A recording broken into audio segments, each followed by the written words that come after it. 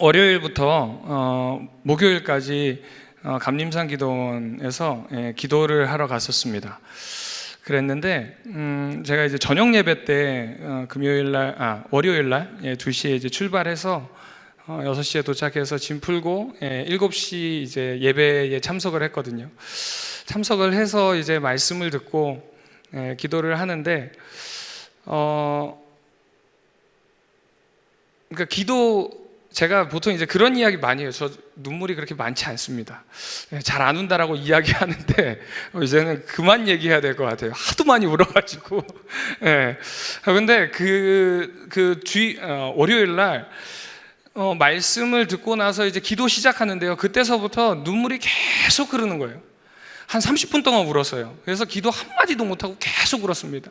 왜 울었냐면 하나님께서 이런 마음을 주시는 거예요. 잘 왔다. 잘 왔다. 그러니까 하나님께서 원하시는 것이 그런 것 같아요. 말씀이 좋고 나쁘고를 떠나서 성령을 주시는 분이, 은혜를 주시는 분이 하나님이신 줄로 믿으시기 바랍니다. 그러니까요, 그때 운 게 중요한 것이 아니라 그렇게 한 30분을 울고 첫 예배를 지나고 나니까요, 말씀이 좋고 나쁘고에 중요하지가 않더라고요. 제가 이번에 강사로 오신 목사님이 충주 번영로교회 목사님이셨는데 거의 설교를 1시간 반에서 2시간씩 하시더라고요. 그러니까 보통 1시간 반 하면은 지겨울 법도 한데, 그러니까 설교의 어떤 내용의 은혜를 받기보다는 그냥 기도만 하면 눈물이 줄줄줄 쏟아지더라고요. 그래서 이 시간 제가 말씀을 전하기 전에 먼저 좀 우리가 좀 고백하는 시간이 좀 있었으면 좋겠습니다. 우리 함께 하나님의 은혜로 함께 찬양하면서 잠깐 기도하고 좀 말씀 나눴으면 좋겠는데요. 이 찬양의 고백처럼 하나님께서 언제나 우리에게 은혜 부어주십니다. 근데 은혜 부어주시는데 들을 말씀도 중요하지만 하나님의 은혜를 생각하면서 우리의 모든 어떤 무장 해제가 돼야 돼요. 월요일날 딱 제가 기도하면서 느꼈던 게 완전히 저를 무장 해제시켜 버리더라고요. 그 목사님의 설교를 월요일날은 설교 들으면서 이 생각 저 생각하고 제 나름대로의 어떤 성경 지식을 가지고 판단하기도 하고 생각하기도 하고 했는데 그 다음부터는 완전히 해제시켜 버리니까요, 그 다음 예배부터는 그냥 어떤 말씀을 하던 은혜더라고요. 그래서 이 시간 우리 먼저 좀 하나님께 이런 고백했으면 좋겠습니다. 하나님 감사합니다. 하나님 감사합니다. 하나님의 은혜로 있을 데 없는 자를 불러주시고 또 이 자리 가운데 보내주시고 은혜 주심에 감사합니다. 오늘 이 시간도 우리가 은혜 받기 위해서 이 자리에 나왔습니다. 주님, 나 무장해제 좀 시켜주세요. 내 생각 좀 버려주세요. 내 생각을 막고 있고 내 시선을 막고 있고 내 길을 막고 있는 모든 벽들을, 영적인 어둠들을, 안개들을 다 걷어지게 하여 주시옵소서. 우리 그런 마음으로 좀 찬양하고 기도했으면 좋겠습니다. 하나님의 은혜로, 하나님의 은혜로 있을 데 없는 자 왜 구속하여 주는지, 왜 구속하여 주는지 난 알 수 없도. 우리 다시 한번 고백합니다. 하나님의 은혜로, 하나님의 은혜로 있을 데 없는 자 왜 구속하여 주는지, 왜 구속하여 주는지 난 알 수 없도다. 내가 믿고 또 의지하면, 내가 믿고 또 의지하면 내 모든 형편, 내 모든 형편 아시는 주님 늘 보호해 주시고 늘 보호해 주실 것을 나는 확실히 아네. 내가 믿고 또 의지함 내 모든 형편하시는 주님이십니다. 하시는 주님 늘 보호해 주실 것을 나는 확실히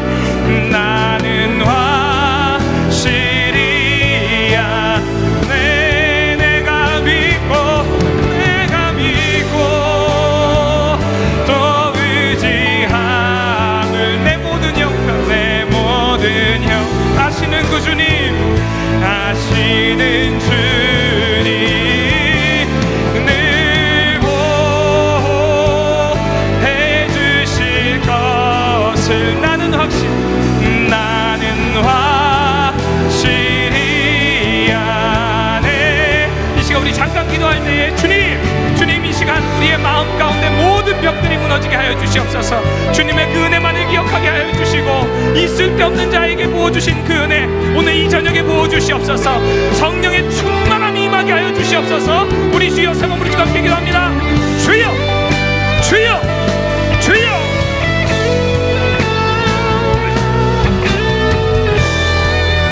하나님 아버지여 주여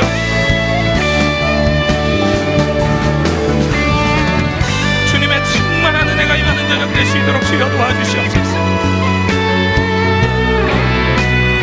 아버지여 주여 우리의 생각이 가리지 않게 하여 주시고 온전히 주님의 음성만을 듣는 이 저녁 될 수 있도록 주여 도와주시옵소서.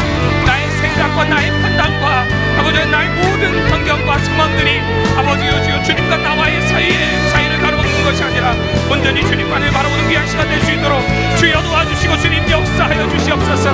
내가 믿는 그 주님을 발견하게 하여 주시고 그 주님께 기도하며 그 주님의 음성 듣는 아버지여 그 주님께 응답받는 귀한 시간 될 수 있도록 주여 도와주시고 주님 역사하여 주시옵소서.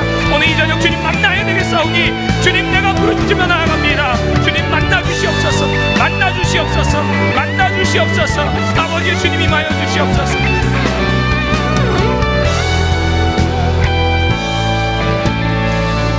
하나님 아버지 감사합니다. 이 시간 말씀을 듣기 이전에 먼저 우리가 주님께서 우리의 삶 가운데 부어주신 그 은혜를 생각하게 하여 주시며 무엇보다 주님 있을 데 없는 자를 구속하여 주신 그 주님의 은혜, 그 주님의 사랑, 아버지 이 자리에 불러주신 그 주님의 은혜를 다시 한번 생각하며 감사하며 기도하게 하여 주시며 감사합니다. 주님 이 시간 말씀을 통해서 우리의 생각과 우리의 막혀있던 것들이 아니라 온전히 주님의 음성만을 듣게 하여 주시고 오늘 이 말씀처럼 성령의 충만함을 받는 이 저녁 될 수 있도록 주님 임하여 주시옵소서. 주님 임하여 주시옵소서. 내가 주님 오늘 이 저녁에 임하실 그 주님을 기대하며 소망하며 나아갑니다. 주님 임하여 주실 줄로 믿습니다. 그 임하실 그 주님을 기대하며 감사드리며 살아 역사하신 예수님의 이름으로 기도드립니다. 아멘. 우리 앞뒤 좌우에 있는 분들과 이렇게 한번 인사합시다. 주님께서 임하실 것입니다. 성령의 충만함을 받으시기 바랍니다. 아멘. 네, 오늘 말씀이 에베소서 5장 18절 말씀입니다. 우리가 굉장히 잘 아는 말씀이고 또 때로는 많이 오해하기도 하고 우스갯소리로 이 말씀을 참 많이 쓰죠. 좀 한 잔씩 하시는 분들은 성경에 취하지 말라고 했지 먹지 말라고 하지 않았다. 그러면서 그럴 때 쓰기도 하는 참 말씀이기도 합니다. 그래서 오늘 말씀을 좀 잘 알아야 됩니다. 근데 오늘 말씀을 좀 이해하려면요 먼저 살펴보아야 될 말씀이 7절 말씀입니다. 우리 7절 말씀 보면은 이렇게 써 있습니다. 그러므로 그들과 함께 하는 자가 되지 말라 이렇게 이야기합니다. 그런데 7절에 그들이 누구냐면요 6절에 이야기하고 있는 6절에 보면 불순종하는 아들들이라고 이야기합니다. 그러니까 그리스도인들에게 바울이 권면하기에 그들과 함께 하지 말라 그러는데 그들은 누구냐면 세상 가운데 있는 자들을 이야기하는 거예요. 그 세상 가운데 있는 자들이 누구냐? 하나님의 말씀에 불순종하는 아들들이더라는 거죠. 그러면서 이제 8절에 이렇게 이야기하고 있습니다. 이제 주 안에서 빛이라 빛의 자녀들처럼 행하라 라고 이야기합니다. 그럼 빛의 자녀들은 누굴까요? 빛의 자녀들은 누굴까요? 우리들이죠. 네, 그리스도인들입니다. 그래서 우리 찬송도 이제 빛의 사자들이여 복음의 빛 비춰라. 빛의 사자들이 누구예요? 우리들이에요. 하나님의 은혜를 받은 우리들입니다. 그래서 이제 빛의 자녀가 된 자들에 대해서 쭉 이야기를 하다가 오늘 본문에 나오기 17절에 뭐라고 이야기하냐면요, 17절 말씀에 보면은 서두에 어리석은 자가 되지 말고 이렇게 이야기합니다. 그러니까 빛의 자녀, 이제 그리스도인 하나님의 그 빛을 받은 우리들이 이제 어떻게 살아가야 되는지 이야기를 하다가 어리석은 자들처럼 되지 말고 라고 이야기하는 거예요. 그러니까 여기서 이야기하는 이 어리석은 자는 누구냐면요, 빛의 자녀들인데 불순종하는 아들들이 아니라 빛의 자녀가 되었습니다. 그랬음에도 불구하고 순종하지 못하는 자들을 이야기하더라는 거죠. 그런 어리석은 자가 되지 말라라고 이야기합니다. 그러면서 나오는 말이 술 취하지 말라, 이는 방탕한 것이니, 이렇게 이야기합니다. 제가 서두에 앞의 절이랑 막 이 18절 이전의 절을 이야기하는 이유는 무엇이냐면 이 술에 대한 단어를 말씀드리기 위해서 그렇습니다.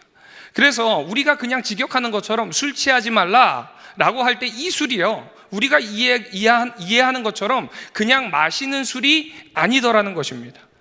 그럼 이 술은 무엇이냐? 바로 세상을 이야기합니다. 그래서 조금 더 넓은 의미로 단순히 술이 아니라 세상을 이야기하더라는 거죠. 그래서 이 말을 다시 풀어보면 세상에 취하지 말라. 왜요? 너희들은 빛의 자녀들이기 때문에. 그러니까 이 말씀을 통해서 바울이 이야기하는 것은 무엇이냐면, 왜 너희들은 하나님의 은혜를 받으면서 세상으로 너희들의 속을 자꾸 채우려고 하느냐라고 이야기하는 거예요. 그래서 세상에 취하지 말고 오직 성령의 충만함을 받으라 라고 이야기하고 있습니다. 그래서 이는 세상에 취하는 것이 무엇이냐면 이는 방탕한 것이니, 이렇게 이야기하거든요. 그런데 여러분은 방탕이라는 단어를 들으면 어떤 장면이 떠오르십니까? 보통 부어라 마셔라 뭐 이런 것들, 방탕이라는 것을 조금 너무 자유로운 모습에 많이 이제 비유를 하기도 합니다. 근데 원어 성경에 보면은 이 방탕이라는 단어가요, 아소티아라는 단어를 쓰고 있습니다. 그런데 이 아소티아라고 하는 단어가 우리가 아는 그런 방탕의 의미가 아니라요, 저장하지 않는다, 흘려버린다, 낭비하다, 이런 뜻입니다. 그래서 세상에 취하지 말라, 이는 방탕한 것이니 무엇이냐면 세상에 취하면 무언가를 흘려버리게 되더라는 거죠. 근데 그 흘려버리는 것이 무엇이냐? 바로 빛의 자녀들이 받은 그 하나님의 은혜를 자꾸 흘려버리더라는 거예요. 그래서 이 아소티아라고 하는 단어가 어디 나오냐면요, 누가복음 15장에 탕자의 비유가 나옵니다. 거기에서 이 탕자가 방탕하게 세상 가운데 가서 아버지가 주신 유산을 막 방탕하게 쓰죠. 그때 나오는 단어가 바로 이 방탕이라는 단어입니다. 그런데 보면은 이 아버지의 유산이 의미하는 것이 무엇이냐면 축복이에요. 하나님께서 주신 그 축복인데 그 축복을 자꾸 방탕하게 다 허비하고 다니더라는 거죠. 탕자의 모습이 그랬습니다. 그래서 유산을 받아서 아버지의 그 유산을 세상과 술과 노름에 취해서 다 흘려버리는 것이 탕자의 모습이더라는 거예요. 그래서 원뜻을 이야기하면은 무엇이냐면 세상에 취하지 말라, 하나님에게 불순종하지 말라, 이는 성령을 흘려버리는 것이니, 이런 뜻이에요. 그래서 방탕은 무엇을 의미하냐면요, 하나님의 그 은혜대로 살아가는 것이 아니라 하나님의 그 명령대로 순종하며 나아가는 것이 아니라 불순종하는 것이더라는 거예요. 그래서 유산을 주셨습니다. 아버지께서 둘째 아들인 탕자에게 유산을 주셨어요. 그랬는데 그 유산을 가지고 더 잘 살아가야 되는 것이 이 아들의 도리예요. 그런데 그것을 다 흘려버리더라는 거죠. 그럼 첫째 아들은 어땠을까요? 첫째 아들은요, 순종하는 삶을 살았습니다. 누가복음 15장 12절에 보면은 이제 탕자가 아버지에게 가서 유산을 요구하는 장면이 나옵니다. 그때에 아버지 제 몫을 주세요 라고 이야기할 때 아버지가 유산을 어떻게 나누어 주시냐면요, 각각 나누어 주었다, 이렇게 써 있어요.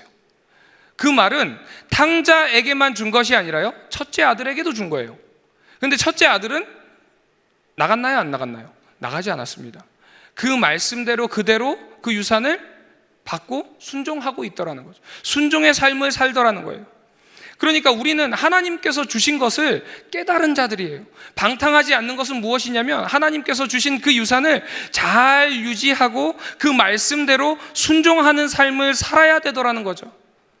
그래서 이 말씀에서도 이야기하는 것, 성령 받은 너희들은 어떻게 해야 되는가? 세상에 취하지 말아야 되고 성령의 충만함을 받아야 되고 성령을 흘려버리지 말아야 된다라고 이야기하고 있습니다. 왜냐하면 우리는 자꾸 세상 가운데 이 유산을 흘려버립니다. 왜 이렇게 은혜가 받으면 받을수록 계속 그 은혜가 좋아야 되는데 우리가 세상 가운데 살다 보면 그 은혜를 흘려보내잖아요. 자꾸 잃어버리잖아요. 그래서 우리는 계속 그 성령의 충만함을 항상 받아야 돼요. 그래서 흘려버리는 것이 아니라 계속해서 그 성령을 채우는 삶이 있어야 된다는 것입니다. 그래서 뒤에 보면은 성령의 충만함을 받으라 라고 이야기하잖아요. 이 충만은 무엇이냐면 우리의 모든 것이요 꽉 차 있는 상태를 이야기합니다. 그래서 우리가 성령이 철철철철 흘러 넘치게 하여 주시옵소서 이런 기도 많이 하죠. 흘러 넘쳐서 옆 사람에게까지. 그리고 우리가 마가의 다락방 이야기할 때 그곳에 모든 사람이 성령의 충만함을 받았던 것처럼 우리가 이곳에 있을 때에 성령께서 이곳에 임하셔서 우리 모두가 성령의 충만함을 받기를 원합니다.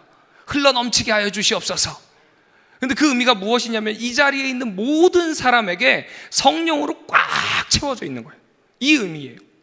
그런데 성령으로 꽉 채워져 있을 때에 우리가 물이 여기에 꽉 차 있잖아요. 그래서 완전히 넘치기 직전까지 차 있는 상태, 거기에 검은색 물방울 하나 똑 떨어뜨리면 어떻게 되나요? 이 안에 차 있는 물이 한 방울 똑 떨어지겠죠. 무엇이냐면요, 성령 충만은요 성령으로 꽉 차 있는 거예요. 더 이상 어떤 것으로 이제 채울 수 없는 거예요. 그것이 성령의 충만입니다. 그러니까 우리의 모든 시선과 모든 생각과 모든 것들이 다 성령으로 충만해져 있는 상태라는 거죠. 그런데 세상 가운데 나가면요 조금씩 우리가 세상으로 채워져요. 자꾸. 왜냐하면 우리가 세상 가운데 살아가기 때문에. 그래서 충만이라는 의미가 결혼을 하시면, 결혼을 우리 하셨잖아요. 하셨을 때는 남편이나 아내분에게 무엇이든지 좋은 걸 해주고 싶어요. 그렇잖아요. 그래서 제가 예전에 우리 첫째 임신했을 때 제가 캐나다에 있었는데 그때 감기가 들었나 그랬어요.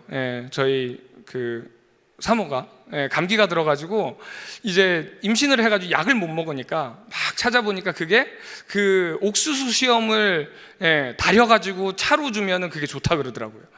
그래서 그때 그 한인마켓에 가서 이 옥수수 파는 데 갔어요. 파는 데 가니까 옥수수가 이렇게 있는데 그 옥수수 수염이랑 이 껍데기를 다 이렇게 버려가지고 옥수수를 가지고 가더라고요. 그래서 저는 거기서 이렇게 주섬주섬 해가지고 옥수수 수염만 이렇게 다 떼서 가지고 와서 이렇게 씻어가지고 다려주고 그랬거든요. 지금도 그럴까요? 그러니까 그때는 정말 저희 사모로 저는 충만했어요. 저희 사모로 충만했는데 첫째가 태어나고 둘째가 태어나고 그러다 보니까 그 충만한 마음이 넘어가더라는 거예요. 그러니까 충만한 것이, 우리가 성령의 충만함을 받는 것은 다른 것을 신경 쓰는 것이 아니라 성령만 생각하는 거예요.